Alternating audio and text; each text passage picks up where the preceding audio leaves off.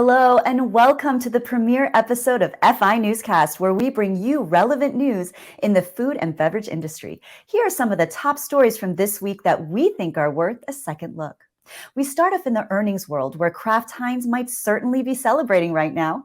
Their Q4 2022 and year-end results showed strong sales. Organic net sales hit the 10% mark in year-over-year growth, beating Wall Street estimates. CEO Miguel Patricio described the figures as, quote, incredible, and believes this positions them well for 2023. Heineken also had a reason to cheer, reporting a higher than expected profit in 2022, despite raising prices of about 10%.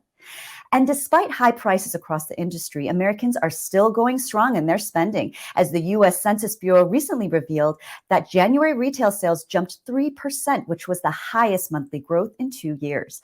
Retail sales grew in almost every category, including restaurants, which saw a 7.2% rise, and grocery stores, which saw a more modest growth of 0.1%. Meanwhile, the Bureau of Labor Statistics reports the consumer price index rose by 6.4% on an unadjusted basis in the last 12 months. This is a slight change from the 6.5% figure reported in December. Total food prices rose 10.1% during the same period, with food at home prices rising 11.3% and food away from home prices rising 8.3%. Despite the decline in inflation over the past few months, prices still remain elevated compared to pre-pandemic figures when inflation was around 2 to 3%.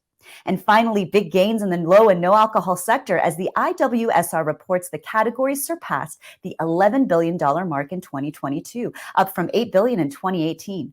This includes no and low alcohol beer and cider, wine, spirits, and other ready-to-drink products. The report forecasts a CAGR volume increase of 7% by the year 2026. Improved product taste and production strategy were some of the reasons for the rise. It's interesting to see these figures, especially given Heineken's new announcement of no alcohol beer, as shown in their latest commercial, which you're seeing right now, debuting during Super Bowl 57. And we at FI will definitely be keeping our eyes peeled on this trend in the coming months.